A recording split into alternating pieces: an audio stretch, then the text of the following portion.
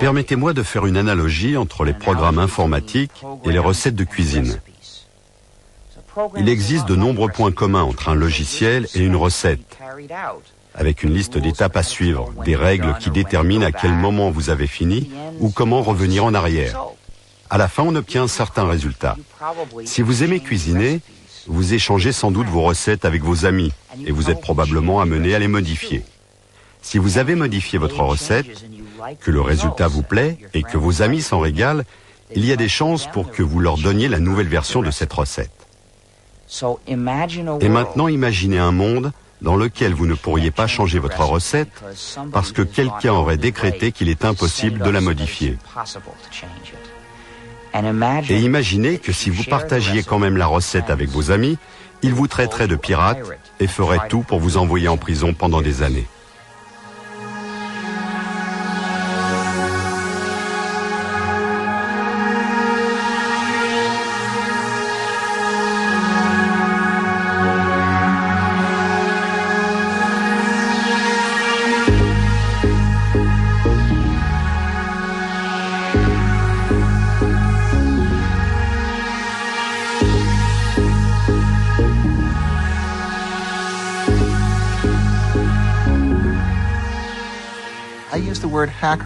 J'utilise le mot hacker dans son sens premier pour décrire une personne qui pratique la programmation informatique comme une sorte de passion artistique et qui fait partie ou s'identifie à la culture des hackers, c'est-à-dire le groupe de programmeurs à l'origine d'Internet, de Linux et du World Wide Web.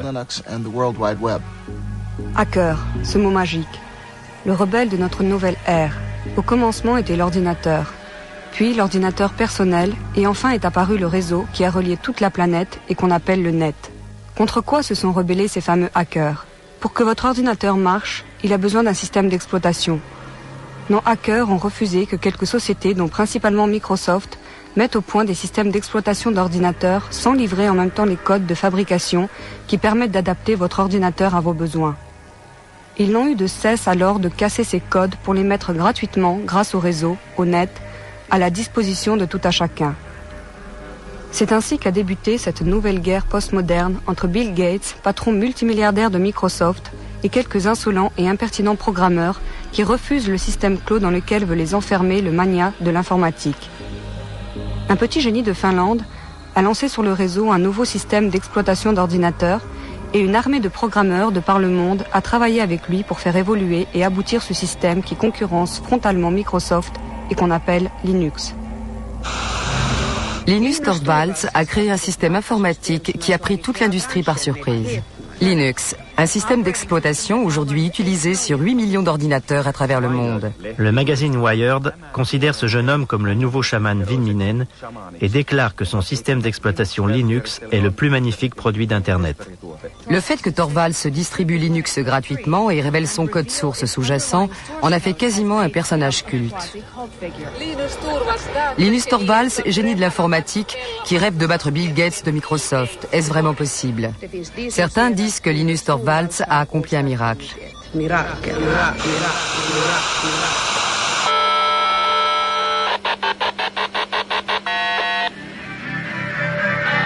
Tous ces programmeurs, tels des fourmis ouvrières, reliés entre eux par le net, ont fait évoluer la proposition de base de Linus Torvalds en l'adaptant, la modifiant, l'enrichissant, créant ainsi un des meilleurs systèmes d'exploitation au monde.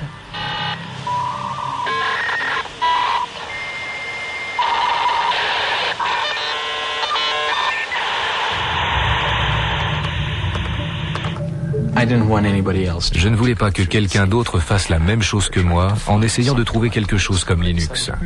Je me suis dit, peut-être qu'un autre étudiant en informatique a besoin d'un système d'exploitation et comme ça, il ne partira pas de rien. Je ne voulais pas me battre contre des moulins à vent. Ce n'était pas Don Quichotte contre le reste du monde essayant de créer le meilleur des mondes possibles.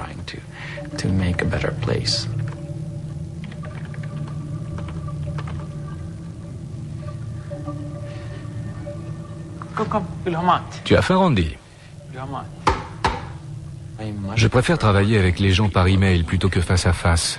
En face d'une personne, vous avez tendance à entrer dans toutes ces disputes typiques des réunions et à vous perdre dans des détails qui, somme toute, ne devraient pas avoir vraiment d'importance. Par email, vous prenez généralement le temps de réfléchir avant d'envoyer votre réponse.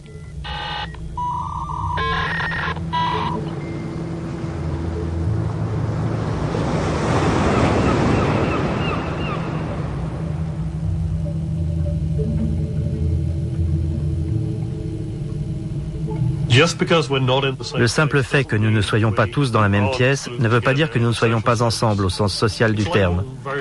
C'est comme si nous partagions un très grand bureau. Il nous arrive même de nous disputer et de nous chamailler par Internet. C'est un énorme projet.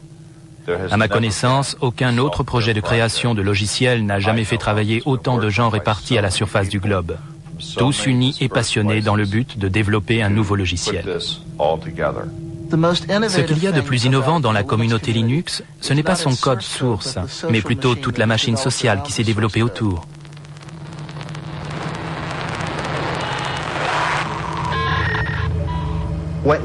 Pour expliquer ce qu'est Linux, je dirais que chaque ordinateur est différent. Chaque lecteur de disquette est différent. Chaque disque dur est différent. Chaque contrôleur vidéo est différent. Et Linux est la chose qui sait comment faire en sorte que tous ces composants de l'ordinateur exécutent une tâche simple, telle que enregistrer le fichier sur le bureau, ou lire le fichier qui se trouve sur cette disquette, ou encore dessiner cette image à l'écran. Linux sait comment parler à ces différents composants matériels et leur permet d'effectuer les opérations courantes pour lesquelles nous utilisons chaque jour nos ordinateurs.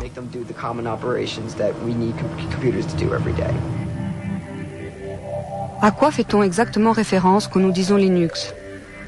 Certains font référence au système d'exploitation informatique globale sur lequel repose tout ce qui se passe à l'intérieur de votre ordinateur. D'autres utilisent le mot Linux pour désigner la partie la plus importante du programme, le noyau ou le cœur.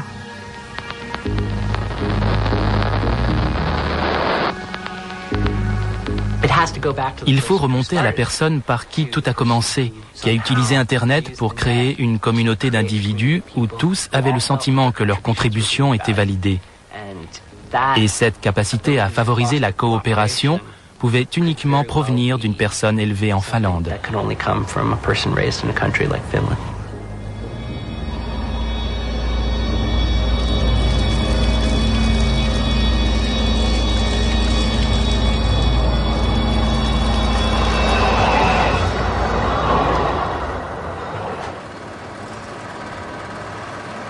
1969. Une si belle année. Les premiers pas de l'homme sur la Lune. Le festival de Woodstock. La naissance d'ARPANET, ancêtre d'Internet. Les débuts d'Unix, le système d'exploitation des gros ordinateurs. Et le 28 décembre, la naissance de Linus Torvalds.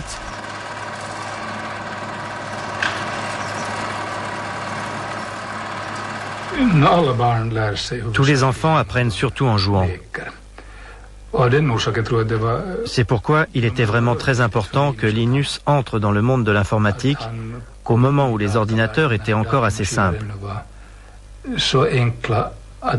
Pour un garçon de 10-12 ans, c'était facile d'appréhender ce qui se trouvait à l'intérieur de l'ordinateur, d'en comprendre l'essence.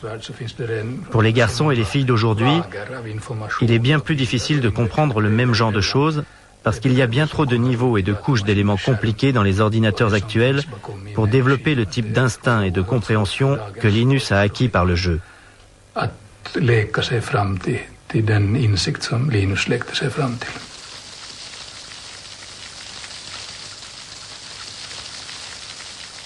Je pense que ça a été le coup de foudre immédiat pour son père comme pour Linus. Ils étaient tous les deux excités comme des enfants à l'idée de tester les possibilités du VIC-20. L'endroit où Linus a développé Linux n'existe plus. C'était avant qu'on fasse tomber les murs. Ici, il y avait un mur qui continuait un peu plus loin, et là aussi, il y avait un mur. Et c'est à peu près ici, là où se trouve aujourd'hui le canapé, qu'était installé le bureau et les ordinateurs de Linus. Je dirais que ce qui a le plus changé en lui est qu'il est devenu une sorte de gourou résistant. Il sait vraiment comment captiver son auditoire. C'est un changement radical par rapport à ce qu'il était avant, c'est-à-dire plutôt timide et introverti, ne prenant généralement aucune initiative de lui-même, mais comptant plutôt sur ses amis. Relativt blyg och tillbakadragen och inte den som själv tog kontakt utan hans vänner var de som höll kontakt med honom. Bonjour à tous ceux qui utilisent Minix. Je mets au point un système d'exploitation gratuit. C'est juste un hobby, rien d'énorme ni de professionnel comme GNU pour les clones 386, 486 AT. C'est en route depuis le mois d'avril et ça devrait bientôt être prêt. J'aimerais avoir toutes sortes de commentaires sur ce que les gens ont aimé, détesté dans Minix, car mon système d'exploitation lui ressemble un peu. Toutes les suggestions sont les bienvenues, mais je ne promets pas de toutes les mettre en œuvre. Signé linus.torvalds@krona.helsinki.fi. 1991. L'Union soviétique s'effondre. La guerre embrase le Golfe. Le physicien britannique Tim Berners-Lee met au point un système hypertexte qu'il appelle le World Wide Web. Microsoft est bien parti pour dominer le monde. Et le 17 septembre, Linus Torvalds envoie la première version de Linux, 0.01, au monde entier via Internet. Les premières réactions arrivent en moins de quelques heures.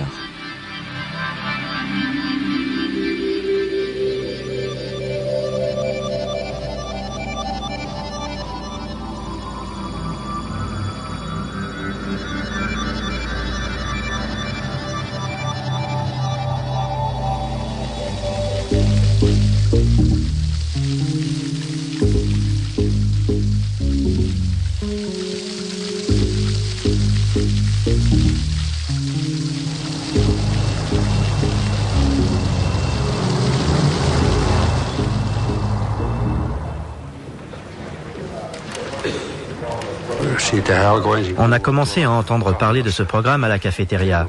On disait qu'il avait commencé à être distribué sur le net.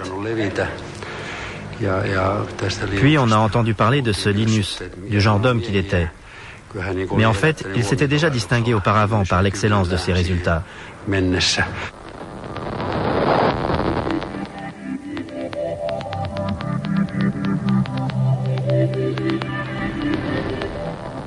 Linus Torvalds a créé Linux à partir du système d'exploitation Unix. Ken Thompson et Dennis Ritchie du laboratoire AT&T Bell avaient réalisé la première version du logiciel d'exploitation Unix en 1969. Libre d'accès, Unix était très populaire dans les milieux universitaires. Sa philosophie était fondée sur deux notions. D'abord, tout est fichier. Deuxièmement, quand vous concevez un programme, vous écrivez un programme qui a une seule tâche, mais qui remplit cette tâche au mieux.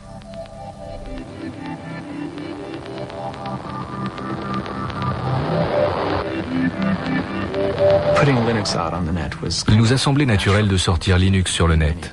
Il y avait plein de bonnes raisons à cela. Notamment le fait que ce soit une bonne idée de rendre Linux disponible de façon à ce que les autres puissent le tester et m'envoyer leurs commentaires. Linus avait le choix entre deux choses. Il pouvait distribuer Linux gratuitement ou essayer de le vendre. Linux ne serait jamais devenu si important si Linus Torvalds avait essayé d'en tirer un bénéfice commercial. Personne ne l'aurait acheté. Ça aurait été un coup d'épée dans l'eau. Ça fait un petit bout de temps qu'on est là. La distribution de Linux en est à sa 3e génération.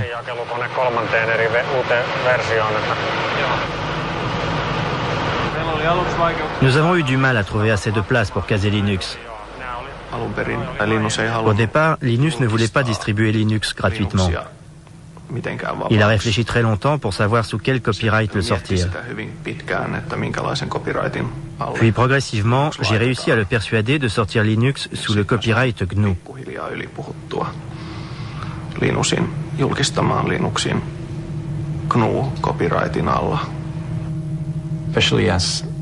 Surtout parce que le programme de compilation que j'utilisais avait été sorti sous la licence GPL. J'ai donc fini par décider d'utiliser la GPL.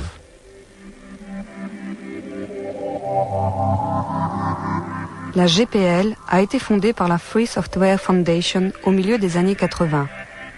Cette fondation spécifie que si vous changez ou modifiez le code, vous devez mettre vos changements et améliorations à la disposition de tous gratuitement.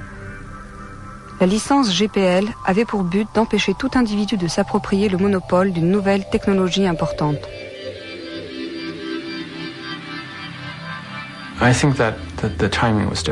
Je pense que le moment était le bon. Un an plus tôt, je ne pense pas que ça aurait pu marcher. Un an plus tard, quelqu'un d'autre aurait sorti quelque chose de similaire. Internet n'avait pas encore vraiment démarré auprès du grand public, mais il s'était déjà bien développé dans les réseaux universitaires.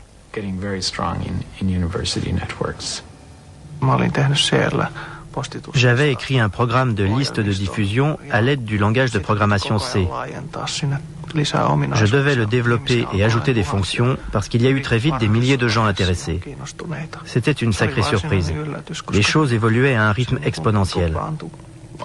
1 millier d'utilisateurs se transformaient en 2000 le lendemain, puis le surlendemain, vous en aviez 4000. Développer Linux sans Internet, c'est comme si on voulait jouer aux échecs par courrier.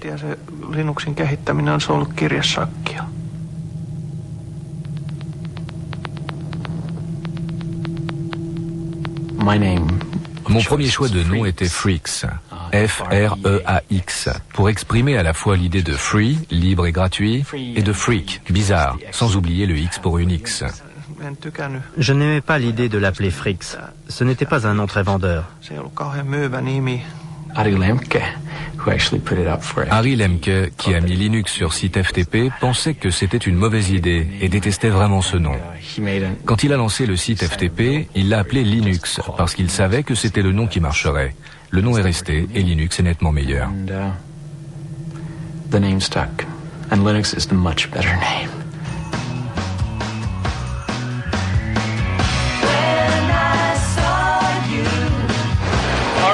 D'accord, il y a un bon paquet de geeks et de nerds ici. La première question de la catégorie Easy, facile, comment prononcer Linux? Eh bien,